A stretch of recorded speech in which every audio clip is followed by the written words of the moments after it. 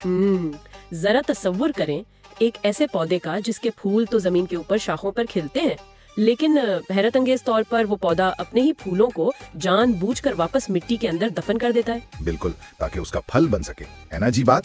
بالکل عجیب ہے۔ مطلب عام طور پر ہم سوچتے ہیں کہ زراعت محض زمین میں بیج ڈالنے اور پانی دینے کا نام ہے، لیکن آج کے سیشن میں ہم جس موضوع کی گہرائی میں اترنے والے ہیں وہ ثابت کرے گا کہ ایک عام سا کھیت دراصل ایک انتہائی پیچیدہ اور ہائی ٹیک قدرتی لیبارٹری ہوتا ہے۔ بالکل صحیح کہا آپ نے۔ اور آج ہم مونگ پھلی کی کاشت کی سائنس کو ڈیکوڈ کریں گے۔ جی، تو ہمارے پاس JQ گلوبل ایگریکلچر کی جانب سے پیش کیا جانے والا ایک انتہائی جامع فیس لیس وائس اوور سیمینار موجود ہے۔ تو چلے اس سائنسی سفر کا آغاز کرتے ہیں۔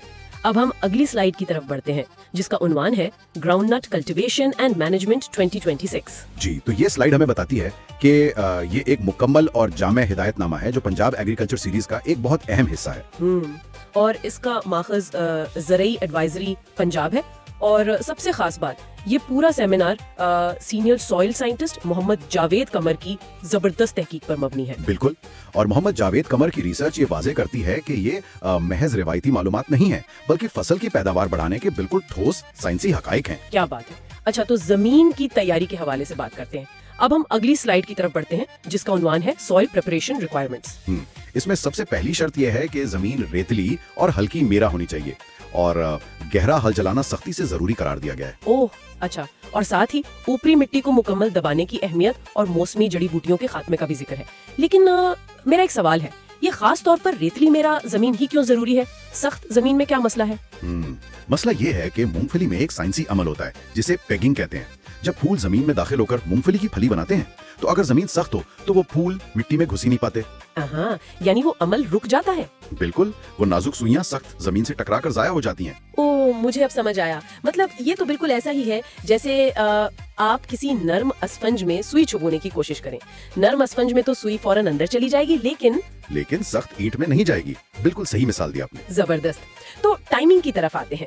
اب ہم اگلی سلائیڈ کی طرف بڑھتے ہیں جس کا عنوان ہے سوئنگ ٹائم، رین فیڈ ورسز اریگیٹڈ۔ جی، اس میں دو مختلف علاقوں کا تقابل ہے۔ تھل کے آپاش علاقوں میں 15 اپریل سے کاشت کا آغاز ہوتا ہے اور 31 مئی تک یہ سلسلہ ختم ہو جانا چاہیے۔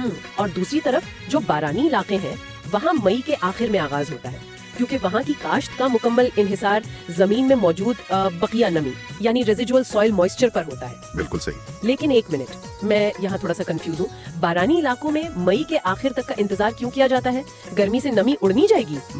بظاہر ایسا ہی لگتا ہے، لیکن انتظار اس لیے کرتے ہیں تاکہ مٹی کا درجہ حرارت اور محفوظ نمی کا ایک خاص سائنسی توازن بن سکے۔ بیج کو اگنے کے لیے نمی کے ساتھ ساتھ گرمی بھی چاہیے ہوتی ہے جو مئی کے آخر میں بالکل آئیڈیل ہوتی ہے۔ اچھا، یہ تو واقعی بڑا باریک حساب ہے۔ خیر، اب ہم اگلی سلائیڈ کی طرف بڑھتے ہیں جس کا عنوان ہے سیڈ کوالٹی سٹینڈرڈز۔ بیج کا معیار جو کہ بہترین پیداوار کے لیے سب سے اہم عنصر ہے۔ بالکل، اور اس میں لکھا ہے کہ بیج کسی بھی مشینی ملاوٹ یعنی میکینیکل مکسچر سے پاک ہونا چاہیے، ظاہری طور پر صحت مند اور بیماریوں سے پاک ہو، اور سب سے کڑی شرط اگاؤ کی صلاحیت 90% سے زیادہ ہونی چاہیے۔ جی، اور اس 90% کی معاشی اہمیت بہت زیادہ ہے۔ دیکھیں، اگر کسان ناقص بیج استعمال کرتا ہے جس کا اگاؤ کم ہے تو اس کا سیدھا سا مطلب ہے کہ اس کی مہنگی کھاد، قیمتی زمین اور وقت سب ضائع ہو جائے گا۔ اوہ واو! جی ہاں، کھیت میں خالی جگہ رہ جائیں گی جس سے کسان کو بہت بھاری مالی نقصان ہوتا ہے۔ مطلب یہ بالکل کسی فیکٹری کی طرح ہے۔ فرض کریں آپ کی 20% مشینیں پہلے دن سے ہی خراب ہوں تو آپ پیداوار کا ہدف تو کبھی حاصل نہیں کر سکتے نا۔ بالکل یہی اصول بیج کے اگاؤ پر لاگو ہوتا ہے۔ 100% درست بات کی۔ تو بیج کی اقسام کیا ہونی چاہیے؟ اب ہم اگلی سلائیڈ کی طرف بڑھتے ہیں جس کا عنوان ہے Approved Varieties Early Sowing۔ اگیتی کاشت کے لیے بہترین وقت 30 اپریل تک ہے اور اس کے لیے اٹک پوٹھوہار 2019 کی سفارش کی گئی ہے، اور ساتھ ہی NARC 2019 کی موزونیت کا بھی ذکر ہے۔ اور ایک فائدہ یہ بتایا گیا ہے کہ اگیتی کاشت سے فصل کی نشو نما یعنی ویجیٹیٹو گروتھ کے دورانیہ میں اضافہ ہوتا ہے۔ بالکل، پودے کو جتنا زیادہ وقت زمین کے اندر اپنی جڑیں اور اوپر پتے پھیلانے کا ملے گا اس کی پیداوار اتنی مضبوط ہوگی۔ یہ ایک سیدھا سا سائنسی اصول ہے۔ زبردست حکمت عملی ہے۔ اچھا، اب ہم اگلی سلائیڈ کی طرف بڑھتے ہیں جس کا عنوان ہے Approved Varieties Normal Sowing۔ جی، تو بر وقت کاشت کا بہترین وقت 31 مئی تک ہے اور اس میں بہترین اقسام میں فخر چکوال اور چکوال گولڈ شامل ہیں۔ اور معیاری اقسام میں باری 2011 اور باری 2016 ہے، جبکہ نئی اقسام میں فدا 2022 اور فخر اٹک کا نام ہے۔ لیکن اتنی زیادہ اقسام کیوں ہیں؟ میں تو حیران ہوں۔ یہ اس لیے کیونکہ مختلف موسمیاتی حالات اور زمین کی اقسام الگ الگ ہوتی ہیں۔ سائنسدانوں نے ہر علاقے کے حساب سے بیج کی ایک حکمت عملی بنائی ہے تاکہ کسان کو اس کے علاقے کے حساب سے بہترین پیداوار مل سکے۔ اچھا یہ بات ہے، چلیں مقدار پر بات کرتے ہیں۔ اب ہم اگلی سلائیڈ کی طرف بڑھتے ہیں جس کا عنوان ہے سیڈ ریٹ پریسیژن پر ایکڑ۔ جی، تو فی ایکڑ مقدار کی بات کریں تو NARC 2019 کے لیے 35 کلو گرام بیج چاہیے اور فخر چکوال کے لیے 50 کلو گرام اور دیگر تمام اقسام کے لیے 40 کلو گرام درکار ہے۔ لیکن یہاں ایک بات پر بہت زور دیا گیا ہے کہ پیمائش ہمیشہ چھلکا اتری ہوئی گریوں کی ہونی چاہیے، ثابت پھلیوں کی ہرگز نہیں۔ بالکل، اور یہ بہت اہم نقطہ ہے۔ اگر آپ پھلیوں کے وزن سے حساب لگائیں گے نا تو چھلکے کے وزن کی وجہ سے پودوں کی مطلوبہ تعداد کبھی پوری نہیں ہوگی۔ او، یعنی کھیت میں بیج کم پڑ جائے گا۔ جی ہاں، اور یہی پیداوار میں کمی کی سب سے بڑی وجہ بنتی ہے۔ کیا بات ہے، چھوٹی سی غلطی اور اتنا بڑا نقصان۔ اچھا اب ہم اگلی سلائیڈ کی طرف بڑھتے ہیں جس کا عنوان ہے swing geometry and special arrangement. پودوں کی ترتیب، اس میں قطار سے قطار کا فاصلہ 1.5 فٹ ہونا چاہیے اور پودے سے پودے کا فاصلہ 6 سے 8 انچ رکھا گیا ہے، اور اس کی وجہ یہ بتائی گئی ہے کہ مناسب فاصلے سے سورج کی روشنی آسانی سے پہنچتی ہے اور درست فاصلہ پھلیوں کے زمین میں دھسنے کے لیے بھی بہت اہم ہے۔ بالکل، اگر فاصلہ نہیں ہوگا تو پھلیاں آپس میں الجھ جائیں گی اور زمین تک نہیں پہنچ پائیں گی۔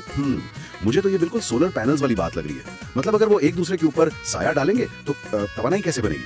بالکل اسی طرح پودوں کو بھی فاصلہ چاہیے تاکہ روشنی جڑوں تک پہنچ سکے۔ بہت زبردست مثال دی آپ نے۔ روشنی کا پہنچنا ضیائی تالیف کے لیے لازمی ہے۔ صحیح، اور اب باری ہے ایک حیرت انگیز چیز کی۔ اب ہم اگلی سلائیڈ کی طرف بڑھتے ہیں جس کا عنوان ہے بایولوجیکل نائٹروجن فکسیشن۔ یہ میرا پسندیدہ موضوع ہے۔ مونگ پھلی ایک انتہائی مفید پھلی دار یعنی لیگیومینس فصل ہے۔ جی، اور سب سے کمال بات یہ ہے کہ یہ اپنی ضرورت کی 80% نائٹروجن خود حاصل کرتی ہے، اور وہ بھی براہ راست فضا سے کھینچ کر۔ جی بالکل۔ مطلب میں تو حیران ہوں کہ فصل اپنی کھاد خود بنا رہی ہے، اور یہ قدرتی عمل آئندہ فصلوں کے لیے بھی زمین کو زرخیز بناتا ہے۔ یہ کیسے ہوتا ہے؟ یہ دراصل ایک علامتی تعلق ہے جسے ہم سمبائیوٹک ریلیشن شپ کہتے ہیں۔ پودے کی جڑوں میں موجود بیکٹیریا ہوا سے نائٹروجن لے کر پودے کو دیتے ہیں اور پودا انہیں خوراک دیتا ہے، اور یہ صرف موجودہ نہیں بلکہ اگلی فصل کے لیے بھی قدرت کا ایک انمول تحفہ ہے۔ سبحان اللہ۔ چلیں اب کھادوں کے استعمال پر آتے ہیں۔ اب ہم اگلی سلائیڈ کی طرف بڑھتے ہیں جس کا عنوان ہے fertiliser plan high and medium rain. جی، تو زیادہ بارش والے علاقوں کے تقاضے مختلف ہیں۔ وہاں فی ایکڑ 1.5 بوری DAP اور آدھی بوری SOP تجویز کی گئی ہے۔ اور درمیانی بارش والے علاقوں کے لیے فی ایکڑ 1 بوری DAP اور 1/3 بوری SOP کا تقاضا ہے۔ لیکن بارش اور کھاد کا یہ کیا چکر ہے؟ زیادہ بارش میں زیادہ کھاد کیوں؟ اس کی وجہ ایک سائنسی عمل ہے جسے لیچنگ کہتے ہیں۔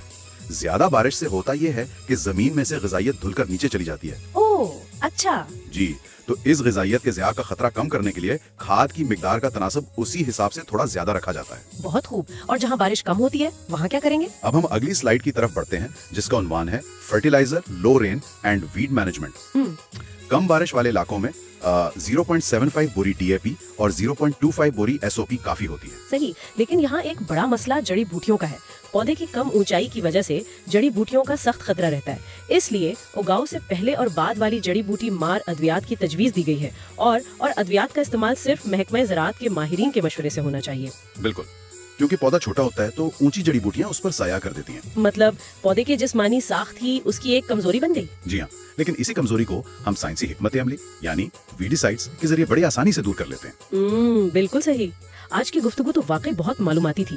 اب ہم اگلی سلائیڈ کی طرف بڑھتے ہیں جس کا عنوان ہے connect with us for modern farming. جی، اور اس میں سب سے اہم بات یہ ہے کہ جدید زرعی طریقوں کے لیے کسان بھائی JQ گلوبل ایگریکلچر کو سبسکرائب کریں۔ بالکل، اور ماہر زرعی ٹیم سے واٹس ایپ پر بھی رابطہ کر سکتے ہیں۔ اس کے علاوہ ان کا آفیشیل پورٹل بھی جلد آ رہا ہے جس کا مقصد صرف اور صرف تحقیق پر مبنی جدید زراعت سے کسانوں کو بااختیار بنانا ہے۔ بالکل، یہی ہمارا مشن ہے۔ آج کے اس سیشن کے اختتام پر میں سننے والوں کے لیے ایک سوچ چھوڑنا چاہتی ہوں۔ ذرا سوچئے، ایک عام سی نظر آنے والی مونگ پھلی کے بیج کے انتخاب سے لے کر فضا سے نائٹروجن کھینچنے تک کتنی پیچیدہ اور حیرت انگیز سائنس چھپی ہے۔ جب ہم زراعت کو اس سائنسی اینک سے دیکھتے ہیں تو کھیت صرف مٹی نہیں بلکہ ایک مکمل اور خودکار لیبارٹری نظر آتے ہیں۔ 100% درست بات ہے۔ For consultancy, WhatsApp +9234998418886. Subscribe to JQ Global Agriculture.